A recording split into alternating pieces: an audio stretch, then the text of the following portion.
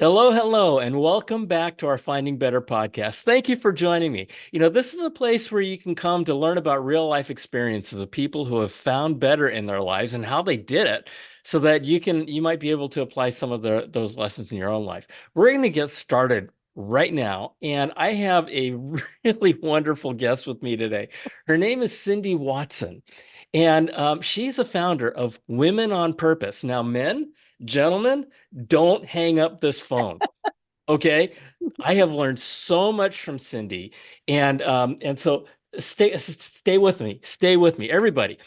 So she's the founder of Women on Purpose, which is awesome. And she's the creator of the Art of Feminine Negotiation. She's got her own podcast and Persuasion. So persuasion is her suasion. And the Art of Feminine Negotiation and her suasion programs. For men, check this out. She's coming out with something called Why Junkyard Dog Tactics Don't Work. So I think all of us can relate to something that I just said in that part of the introduction. But I also want to tell you that she's also founder and managing partner of Watson Palmer Law. So she's a lawyer. She's been around. She's a TEDx international speaker. She's a Wall Street Journal and USA Today best-selling and award-winning author. And she's a negotiation consultant and a negotiation coach. And she's known for her passion, commitment, ability to inspire people to negotiate their best life.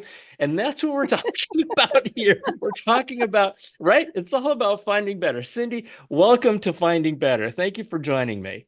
Oh my gosh, what an introduction. Thank you so much. I think you did fabulous. See, you said you talked about messing up on your intros. You're a natural. And I'm No, so no, no. glad to be Thank you. here. And I love Yeah. talking to you, John. I love this podcast. I love what you do. And I love the positive energy that you bring into the world. It's just a breath of fresh air. So thank you. Yeah, it just the world needs it, right? The world needs Yeah. positive energy, and it's just so broken these days, you Yeah. know?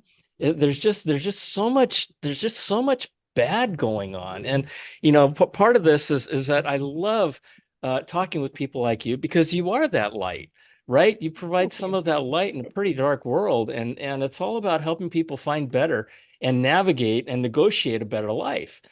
So, yeah. So tell us a little. You and I talked about moving away from being a barracuda as, as Yeah. a lawyer.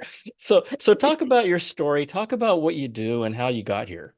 Yeah, you bet. And I just want to say before, because when you say it, I mean, I think everybody feels such darkness now. And it's like, oh, there's so much bad going on out there.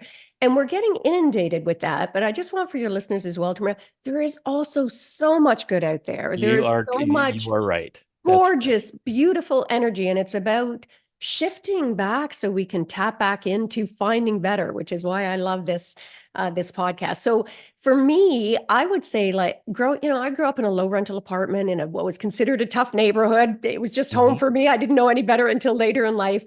And as often happens with that, I was kind of driven, right? From high school to university to law school, shooting for those straight A's.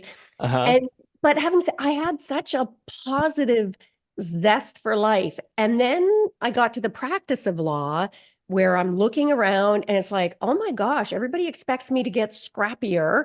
So I better get scrappier if they're going to take me seriously. And I did, John. And I'm embarrassed now. My clients called me the Barracuda, which they meant as a compliment, which speaks volumes. And I stepped into that for Wait, so wait, long. wait. So barracuda are those fish that they're predatory fish with those great Predatory. big teeth and Yes. super aggressive and they rip everything and okay, so good. That's a compliment. Yeah, good. Exactly. Well, and worse, I mean, being really transparent with your listeners here, I wore it like a badge of honor because, we are conditioned to define Yes. success and we Yes. see all the entertainment. It's like, go out and get it. Take no prisoners approach is how you win the day, be the toughest one in the room. And I think so many people now in business and politics, I certainly saw it in law. It ripples over into our personal lives. And I had my epiphany later than I would like. I was a barracuda for a long time in practice.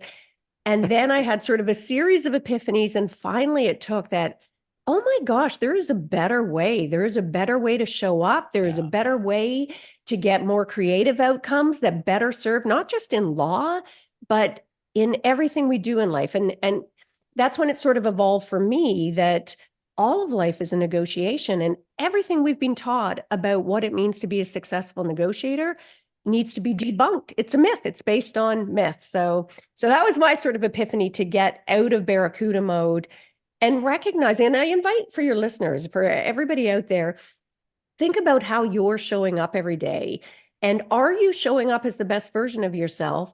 And how is it affecting if you are bringing that toughness, because that's what we're conditioned and taught and Yep. Yep. shown, is the way, the path to success in business and beyond. Is it starting to affect your professional relationships, your personal relationships, and even your sense of self? And John, for me, I got to a point where I'd look in the mirror and I'm like, I don't like what I see. And one day I was having what I thought was a normal conversation with my one of my three kids. We started late and made up for lost time. Had three kids in 3 years. And I could see him getting frustrated. I'm thinking, what is going on? And all of a sudden he was just like, for God's sake, Mom, does every discussion with you have to be an argument you win? And that was it. It was like he had taken my heart and ripped it out and thrown it on the floor and shattered it in a million pieces. So don't wait until that happens for your listeners Yeah. out there. It's so interesting when you say that we're conditioned. Yeah. We are so conditioned to compete, Yeah. right? I mean, football, I mean, number one sport Oh, of sports, right? And yeah. competition is great. Yeah. But at the same time, tempered Yes. competition. And Yes. one of the things that I recall an attorney of mine telling me when I was in arbitration in a situation that I found myself in was that in arbitration, you know that you have a good outcome when nobody's happy. Oh, that drives me crazy. I'm so sorry to Yep. jump in, but it is such a pet peeve of Right. mine. And Yeah. I remember when amazing attorney. I remember thinking at that time, I'm all about win-win. Yeah. I'm all about making people happy. I want to Yeah. be happy, right? Yeah.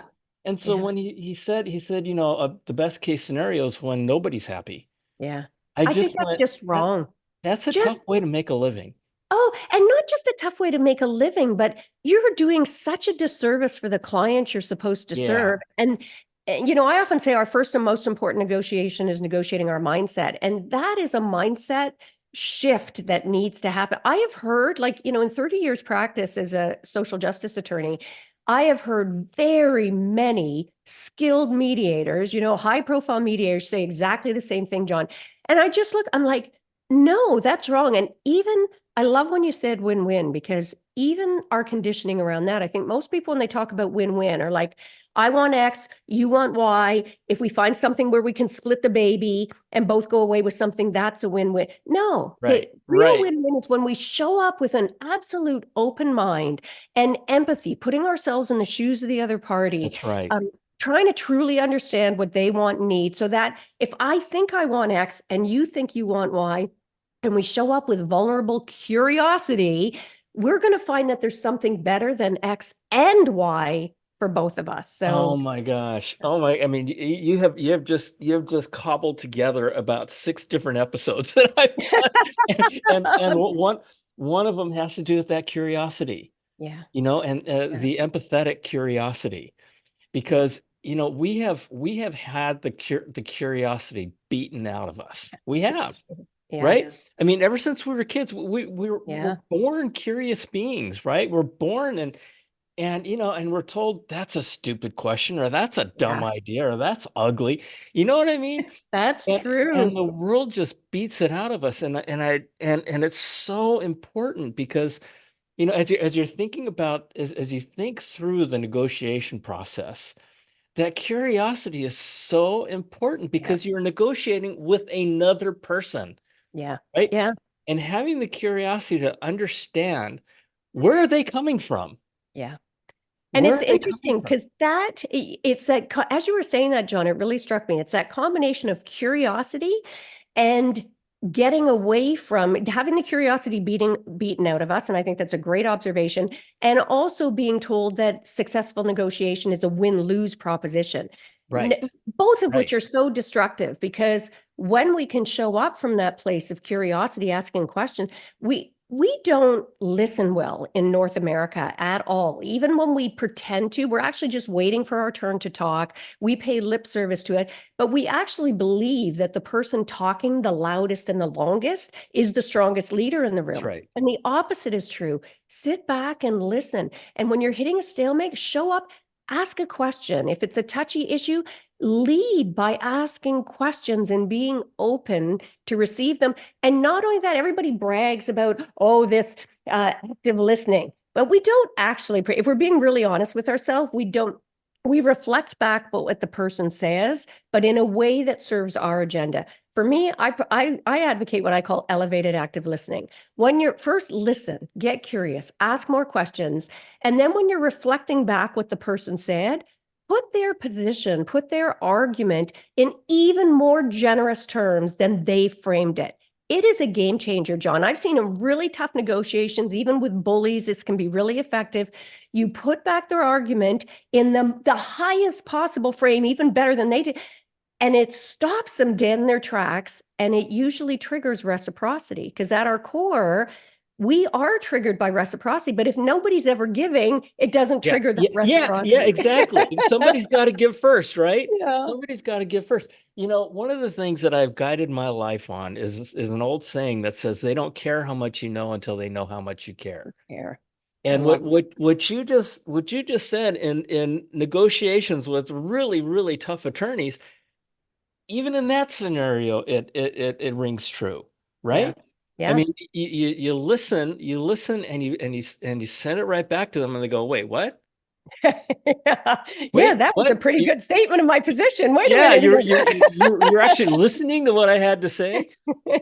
And that there's it's just so true. It's just so true. And another pet peeve of mine. So I grew up. I spent almost 40 years in high tech Yeah. or in technology, and it is very much a male dominated industry. Yeah. And it's classic what you just said. The Yeah. loudest voice in the room Yeah. is just kind of accepted as the loudest Yeah. or the authority in the room. Yeah. And it is so not true. Well, and I love that you said in the intro right away. You probably heard me chuckling out loud when you were like, "Men, don't tune out just yet." And like, That's let's right. talk about the elephant in the room because I'll be honest, I really hesitated about using the word feminine for my book, right? The art of feminine negotiation. I'm like, people are going to shy away from this whole feminine. And it's not actually gender based. I mean, we all, and I think we're moving Right. away from gender attribution at all. And that's a good thing. But it is language that we still are so deeply conditioned. We see certain traits as feminine, certain traits as masculine. It may not actually be that men and women necessarily have these, but they're energies. And, there've been studies done and, the majority of people see certain traits as feminine and others as masculine, others as neutral. And Right. the interesting thing is, we see that strong winner take all approach as being the best approach. We're conditioned to see that. And yet, when you really strip it down and look at the best negotiators throughout history, if you look at all of the academic research on what it makes and takes to be a great negotiator, ironically, 5 out of 6 of those traits are traits that the vast majority of people consider feminine. And yet we've been conditioned into seeing them as a liability, as a weakness. And so both men and women end up stifling those very so-called feminine traits that will make us better negotiators and get not only better outcomes for us, significantly better outcomes for us, but also better outcomes for others. Imagine a world where we did that. Like, how simple is that? Yeah, and one of the things that is I think is really, really positive. It's been a positive change in me is part of my self identity is now as a feminist. Oh, I love that. Yeah. And I never, I grew up, I grew up under a very military type dad and all that kind of stuff, and being a real man, and don't be a girly. Uh, Yeah. but it's really important. It's really Yeah. important to understand Yeah. because it does make a difference. My wife is retired from Microsoft, and she had Yeah. a very, very successful career there. Yeah. And she's this very petite, I don't know, 5 feet 2 inches tall and 100 pounds when she's soaking wet. And this little Japanese American woman, and she told me all the time that that the feeling that she had when she walked into this room of men was just kind of dismissive.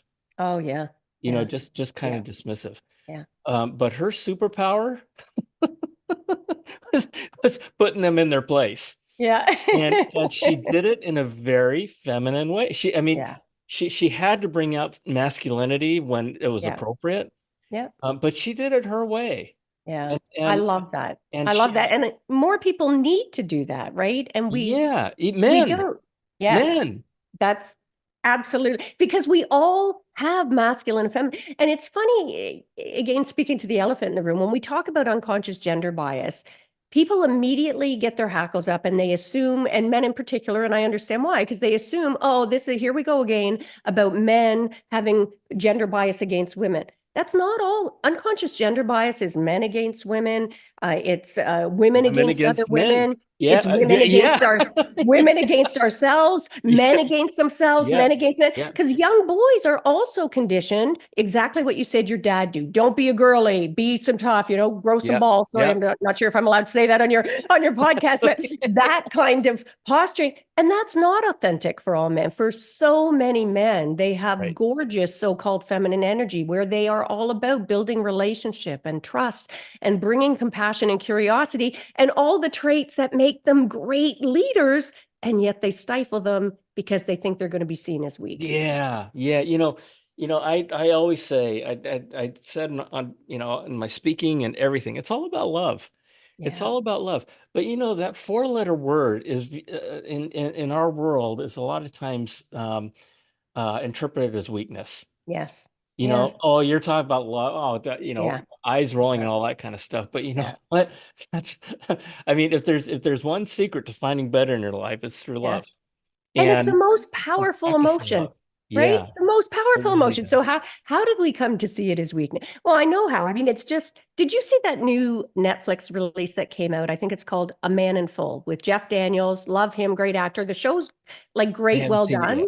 I haven't seen it yet, but I want to see it. Well, let me just broaden it then. I think one of the things we've got to shift is the entertainment, or at least how we perceive it, because it's got this, the main character is like this former football star who is now like a multi-millionaire, building real estate developments and that, and the bank is trying to foreclose on him, and you get these two so-called strong male characters sitting in boardrooms.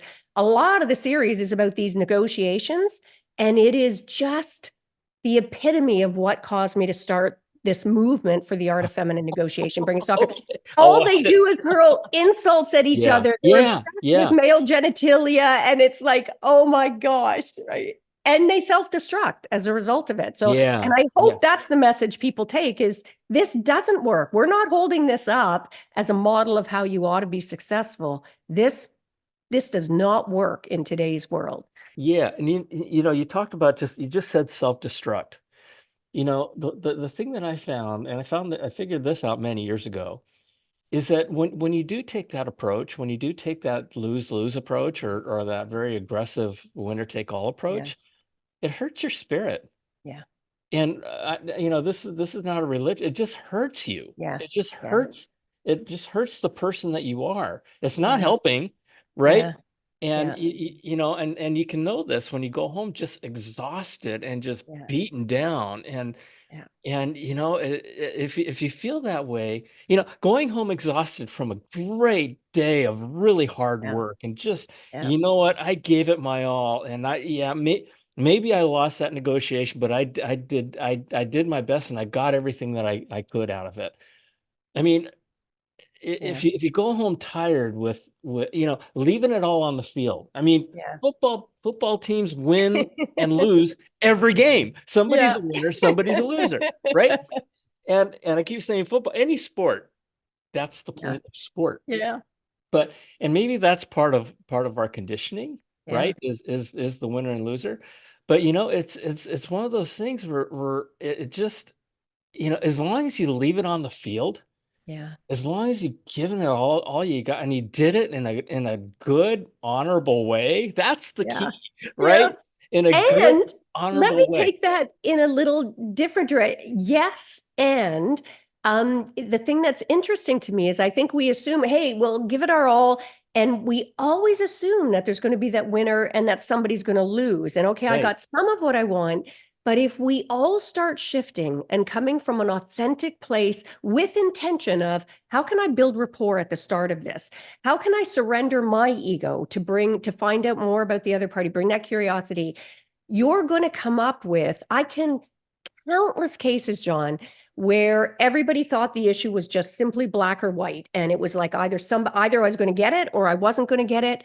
But when you open yourself up to that gentler way of being, that more open, coming from a place of love, right? And Yeah. curiosity, Yeah. you will find better outcomes, right? In the vast majority of cases, if you are truly embracing that spirit, you will find more creative outcomes that give you more than what you even thought you wanted in the Yep. negotiation. Yep. And it applies not just, we're talking a lot about business here, but for me, one of the real epiphanies was this doesn't just apply in the business world. I realize we bring that, and as you say, it hurts our spirit.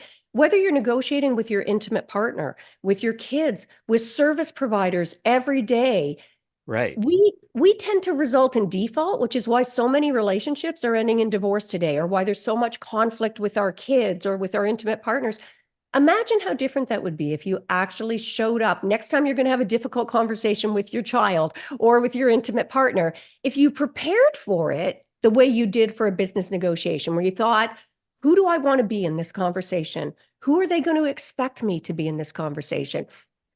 How can I surrender my ego? What are some questions that I can ask to truly get to the heart of the matter before them? It is going to be a very different conversation with a much better outcome. Yeah. I love that. I love that because with your kids, right? Go in trying to understand their perspective. Yeah. Right? Yeah. My grandson the other day, my daughter told me about this. He was just walking along in the park, and he says to his dad, "Wow, look how fat that lady is!" Right? And a lot of parents would scold him Oh, yeah. and just you can't say that. You need to apologize. My grandson's perspective was nobody told him that saying a person is fat is bad. Yeah. Right? He was just saying that he was just stating a fact Dating an in his audience. mind, right? Yeah. And nobody told, and so it was funny because my daughter, whose superpower is the gift of love, she Mm. pulled him aside and she says, "Jason, let me tell you what just happened." And she says, "So you don't want to say that to people?" And he goes, "Okay, mommy, you never told me that." Oh, yeah. And it's just, Wow. I mean, for me, when Yes. my daughter told me that story, I'm like, oh my gosh, and Yeah. we jump to the conclusion, we jump to conclusions of Yeah. you should know better or Yeah. you're bad. You know what I mean? Yeah. Yeah. Yeah. It What says you never beautiful told me teaching that. moments they are. That's a Right, gorgeous story, exactly. John. I love that. And so Yeah. understanding the other's perspective is crazy. Yeah. We talk about I talk about football, and I just want to clarify something. Um, because in football, yes, when you play games, there's a winner, there's a loser, right? But one of my favorite football coaches, which is the coach which who a lot of people love to hate, is Nick Saban. Yeah. So Nick was a football coach for Alabama and a long time, very winning football coach.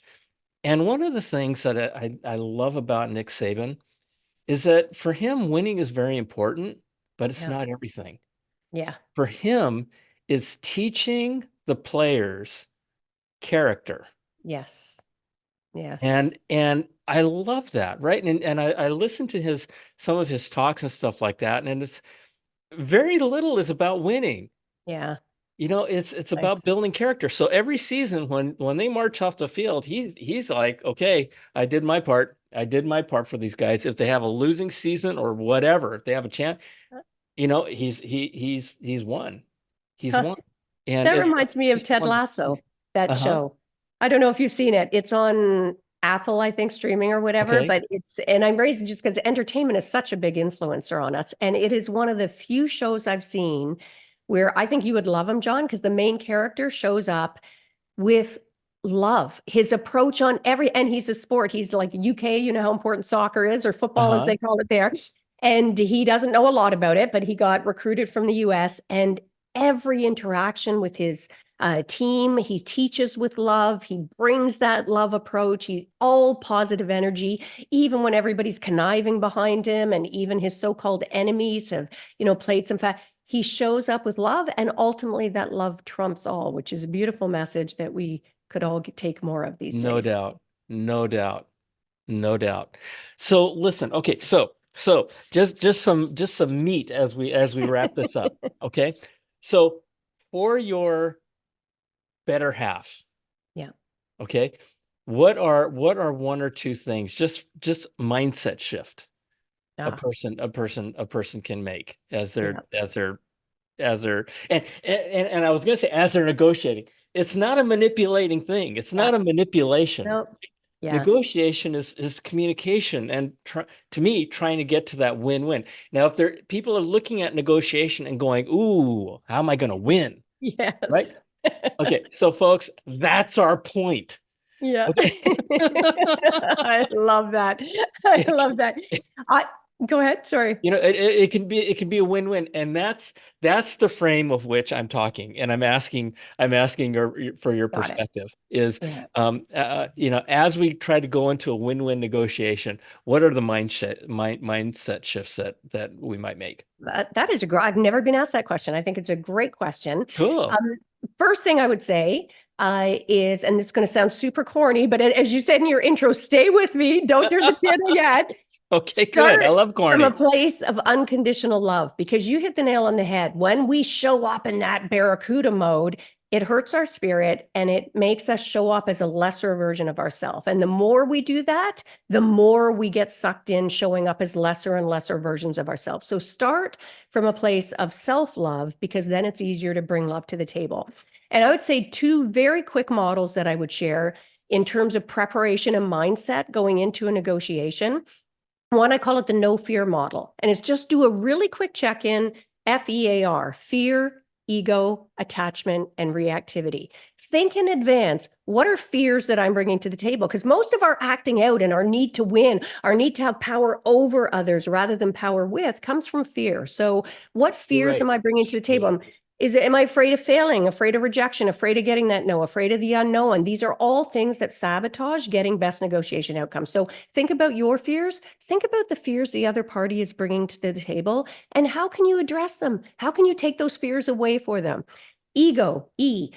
How does ego show up for me? Do I try and talk over everybody? Do I bluster? Do I bluff? Or do I just need everybody to like me? How can I surrender that? Get really intentional about surrendering my ego and showing up with curiosity. Can And I can I just say something to that? please do. I Yeah. love that because to me the opposite of ego is humility. Yes. I mean, humility is born of strength. I Ego love and that. arrogance is born of weakness. Yeah. I have seen that. That's been my experience. The most humble people I know, in fact, I'm interviewing my karate sensei Oh, later today, and he is the most humble person I've ever known. yes. And he is the strongest person I've ever Yes. known. And he Yeah. is the most loving person next to my mom that I've ever known. And That's beautiful. it's so yeah, check your ego Yeah. and flip on the humility switch. Yeah. Yeah, Because okay. otherwise we get bumper car egos, right? Everybody's showing up That's with ego, and it's like our egos. I bumper love that. cars, Yeah, and you don't go anywhere with that. How far have you ever driven in a bumper car, right? You're constantly butting up against somebody. that's Um, true. I love that. Yeah. And just finishing up the no fear quick, the A is for attachment. We all show up so attached to an idea of what we think we have to have, right? Again, whether in our personal or our professional, release your attachment, show up with flexibility and a belief that maybe there's something even better than this. And how can I get to it? And then the R is reactivity, right? Check in advance of having the difficult conversation or negotiation, and think, what are the triggers, and how can I ground myself? And I encourage people, choose 3 words in advance of going into a negotiation that describe how you want to be seen. Is it calm, collected, compelling? Is it not? There's no right or wrong answer, but be intentional. Choose those 3 words. So then when a trigger hits, instead of immediately jumping into reactive mode, you're like, okay, I want to be collected. I want to be compelling. I want to be Right. influential. Whatever your words are, you can ground yourself back in them and think about what will trigger the other side to be reactive. And please be intentional about avoiding those. Don't try and push those buttons, try and avoid them. So you leave the space to build relationship, build trust, build connection, because that's the space from which you're going to be able to get more creative, better outcomes, finding a better place. Gosh, I love this. It's Yeah. just amazing. And just on what you just talked about with the fear acronym, I just we could spend an hour or two just talking about that because, you know, I when you talk about the Barracuda, Yeah. right? Um, one person who this is going to sound terrible to say, but I'm just being open and transparent here, and I'm going to try not to cry. But the person that flashed into my mind, um, when you said the Barracuda was my son, Okay. was because I was a Barracuda with him, Yeah. and boy, if only I knew. So, folks, Yeah. uh, make a promise to yourself not to be a Barracuda to your kids, Yeah. Yeah. because I'm telling you right now, I'm about to cry, and that Oh. is one memory I don't want to. I wish I didn't have. Oh. So yeah, I mean, everything. It's just wonderful. I love that acronym, And and I love that you shared about your son because we all have those. And again, just really quickly, as you said that, it triggered for me that my son at the beginning of COVID got diagnosed with a very serious mental health issue, and he ended up in the hospital for a brief period. And he was angry and upset, and he felt betrayed. And of course, I'm in defensive mode because I showed up. Even with all my sure, models, I showed up trying to defend myself. Well, here's why I'm doing it. And so it was this total class. And suddenly I took a step back and went, oh my gosh, I'm not practicing what I preach. And just using that no fear model, I'm like, okay, this is my fear of his future and my expectations for him and how his life is going to play out showing up. I'm making this all about me and not about him. That's my ego. I'm so attached to what I thought his life was going to look like that it's causing me to be reactive. So I showed up at the next visit with him the next day from a place of absolute curiosity, John. And I apologize. Said, I am so sorry. I have been making this all about me and I have not at all put myself in your shoes. Tell me what's going on for you. What is this experience like yeah, for you? What do you yeah, want? What can be different? And he didn't trust it at first, of course, because and be prepared for your sure, listeners. If you've shown up in a particular way, people won't trust the shift at first. right, And I just right. stayed in absolute love and curiosity. And John, I saw his physical softening, his entire body relax. I'll bet. And I'll we bet. now have the best relationship just from Oh, applying that simple model. So, that's amazing. That's amazing. Yeah, and it's for parents especially, right? I mean, when it comes to our children, well, we know better, right? oh, I mean, it's true. we're the parent. Let Yeah. it go. Yeah. Let that, excuse my, I'll just say it. Let that shit go. Yeah. Yeah. And and it's all about love. It's all Yeah. about love. And it's that it's just wonderful. I can imagine your son going, "What are you doing? Yeah. Yeah. You Yeah. know, Is it the trick? what do you, yeah, what's going on?" Right? But just keep at it and keeping at Yeah. it. And I love that. I You love know, that. we can learn so much from them. I mean, if you think Yeah. about it, kids Yes. are naturally great negotiators. They ask for what they want. They're not afraid of taking big chances. They think about when to ask. Oh, mom's in a bad mood, right? They think about who they want to be, who the parents are going to show up as, when and where's the best time to broach the subject. And we lose that childish curiosity We and do. all of We those do. fears come in. So not Yeah. only don't show up as a barracuda with your kids, but be open to learning from them. Oh my gosh. I realized I was sitting at the Los Angeles International Airport one day, and I was just people watching. I'm looking back and forth at all these hundreds and hundreds of people going by, and I realized there's not a single person in there, including that 3-year-old, that doesn't have something to teach me. Yeah. Oh, I And like that. everybody and and kids, I mean, open up, open Yeah. up, and you can learn so much. And I'll just say this as my last statement is that, when you go in as a Barracuda and you have that mindset of you have to win, you have to win, you have to win, right? I mean, you're literally putting on your blinders. You're Yeah. literally putting on blinders, Yeah. and all you can see is Yes. that outcome, right? If listeners, if you do what we're talking about here, right, then all of a sudden those blinders just open up, and it's like you said, when they open up, you might be able to find solutions that are far better than anything Yeah. you thought of, Yeah. right? Oh, that And is so such a beautiful analogy. I'm full of it. I'm full of I it. love it. So anyway, yeah. So do you have any other final closing comments you'd like to share with us? Yeah, I talked about who a few times, and I would just say Uh-huh. really quickly the other model. Just think Yes. five W's: who, what, where, when, why. Who do you want to Oh be? my. What do you want? Not just in terms of that substantive thing you want, but in terms of the relationship outcome too. Where is the best place to have this discussion? When is the best timing to have the discussion? And what's your deep why? Even if it's money, people go, Cindy, it's never just about the money. It's what that money means for you. So consider your why and the other party's why. Every time you're going into a discussion, it'll be a game changer. Oh my gosh. I am going to rewind and listen to this over and over and over again. Just something as simple as Yeah. where, Yeah. right? So true. I mean, I mean, I'm just gonna use this as an extreme example. If you're where you're negotiating is in a prison cell, Yeah. it's going to be very different So than true. if you're in a friendly, neutral environment, right? Yeah. And Yeah. so, but yeah, those five W's. What were those five W's one more time?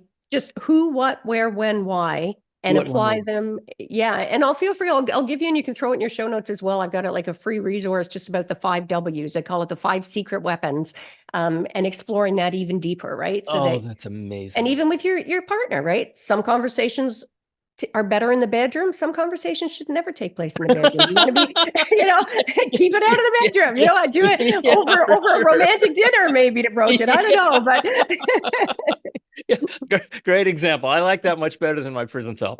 So that's good. All right, Cindy. Well, listen, thank you for joining us. oh, Everybody, thank folks, you. share this episode with others. Share this episode that they can learn from it as well. And especially parents, share this with parents, please, Mm. so that they can just get a new perspective on working with their kids and leave the ego and the barracuda out of the house. And, and so just throw the barracuda on the front lawn and just let it die. So I love fishing and I love barracuda. That's not that's not a statement of hate. So okay, so I don't want to hear the comments. Okay, but anyway, Cindy, this has been wonderful. Thank you for sharing such an important part of your life with us. And I've learned so much, and I know that my listeners will learn a lot too. Oh, thank Yeah, you. It's always great having a conversation with you, John. yeah, wonderful. Cindy, I love you. Thank you, everybody. God bless you, and we'll see you next time. Bye.